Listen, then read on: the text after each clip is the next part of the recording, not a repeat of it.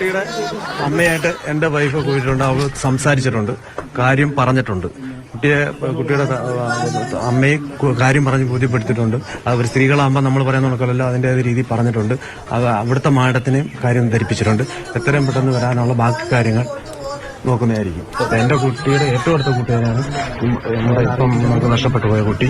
അവര് ഒരുമിച്ചാണ് എല്ലാ കാര്യങ്ങളും പറഞ്ഞില്ലെങ്കിൽ അവര് ഒരുപക്ഷെ നമ്മൾ തിരിഞ്ഞു വരാനുള്ള ഒരു നടപടി സ്വീകരിക്കത്തില്ല. അതുകൊണ്ട് മരണപ്പെട്ടു എന്നുള്ള വിവരം എന്തായാലും നമ്മളുടെ ഡെത്ത് എന്ന് പറഞ്ഞപ്പോൾ തന്നെ സുഖമായിട്ടും പിന്നെ മനുവിന്റെ വൈഫ് അത് കേട്ടിട്ടുണ്ട്. അപ്പോൾ അത് പൂർണ്ണമായി അറിഞ്ഞിട്ടുണ്ട്. നമുക്കറിയാലോ മറ്റു ഒരു കൺട്രി ആകുമ്പോൾ സുഖമായിട്ടും മരണപ്പെട്ടു എന്ന് പറഞ്ഞെങ്കിൽ സുഖമായിട്ടും പെട്ടെന്ന് അവർ തിരിച്ചിങ്ങോട്ട് വരാനുള്ള സംവിധാനം എടുക്കത്തുള്ളൂ. അതുകൊണ്ട് നമുക്ക് മറച്ചു വയ്ക്കാൻ പറ്റത്തില്ല. അമ്മയുടെ അടുത്ത കാര്യങ്ങളെല്ലാം അറിയിച്ചല്ലേ. മിഥുന്റെ അമ്മ സുജയെ വിവരങ്ങളൊക്കെ അറിയിച്ചു, മരണ വിവരം അറിയിച്ചു എന്നുള്ള നാട്ടുകാരുടെ പ്രതികരണമാണ് നമ്മൾ കേൾക്കുന്നത്. അമ്മയെ സംബന്ധിച്ചിടത്തോളം താങ്ങാനാകാത്ത വേദനയാണ്. മകന്റെയും രണ്ടു മക്കളുടെയും പഠനാവശ്യം, വീട് ഒന്ന് കെട്ടിപ്പോക്കും, അങ്ങനെ ഒരുപാട് കാര്യങ്ങൾക്ക് വേണ്ടിയാണ് അവർ തുർക്കിയിലേക്ക് ജോലിക്കായി തിരിച്ചത്. ഇപ്പോൾ രഘുനാഥ് ആരാനുണ്ട്. രഘു, സുജയെ അമ്മയെ ഇക്കാര്യങ്ങളൊക്കെ അറിയിച്ചിരിക്കുന്നു. അമ്മയുടെ ഇങ്ങോട്ടേക്കുള്ള വരവ് അത് ഇനി എങ്ങനെയായിരിക്കും, എന്താണ് അവരുടെ ഉള്ള ആളുകൾ സംസാരിക്കുന്നത്, എന്താണ്?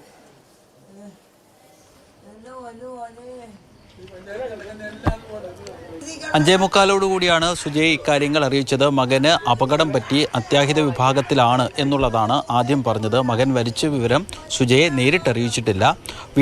മൊബൈൽ വീഡിയോ കോളാണ് വന്നത്. സ്വാഭാവികമായി തന്നെ അവരോടൊപ്പം ഉണ്ടായിരുന്ന അവരുടെ തൊഴിലുടമയുടെ അടുത്ത് മകൻ മരിച്ച കാര്യം പറഞ്ഞ കൂട്ടത്തിൽ ഒരു പക്ഷേ സുജയും ഈ വിവരം അറിഞ്ഞിട്ടുണ്ടാകാം. എന്തായാലും മകൻ അപകടം പറ്റി എന്നുള്ള കാര്യം അവർ അറിഞ്ഞിട്ടുണ്ട്.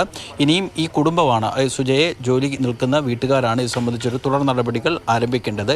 ഇപ്പോഴുള്ള രാജ്യത്ത് നിന്ന് അവരുടെ മാതൃരാജ്യമായ കുവൈറ്റിലെത്തിയതിനു ശേഷം മാത്രമേ ഒരു പക്ഷേ നാട്ടിലേക്ക് മടങ്ങി വരാൻ സാധിക്കുകയുള്ളൂ എന്നുള്ളതാണ് മനസ്സിലാക്കുന്നത്. അല്ലെങ്കിൽ മറ്റു ഇടപെടലുകളൊക്കെ നടത്തിയാൽ ഒരു പക്ഷേ നേരിട്ട് വരാൻ വേണ്ടി കഴിയുമെന്നുള്ളതാണ് ചില ആളുകൾ പറയുന്നത്. അതിൻ്റെ ഒരു സാങ്കേതിക വശം എന്താണെന്ന് നമുക്ക് അറിയില്ല. എന്തായാലും MP അടക്കമുള്ള ആളുകൾ ഈ വിഷയത്തിൽ ഇടപെട്ടിട്ടുണ്ട്. വളരെ വേഗത്തിൽ തന്നെ സുജയെ നാട്ടിലേക്ക് കൊണ്ടുവരാൻ വേണ്ടി കഴിയും എന്നുള്ളതാണ് പ്രതീക്ഷിക്കുന്നത്. ഇതിനുശേഷമായിരിക്കും മരണാനന്തര ചടങ്ങുകൾ എപ്പോൾ വേണമെന്ന് തീരുമാനിക്കുക. ജനപ്രതിനിധികളുടെ ഭാഗത്ത് നിന്ന് എന്തെങ്കിലും ഒരു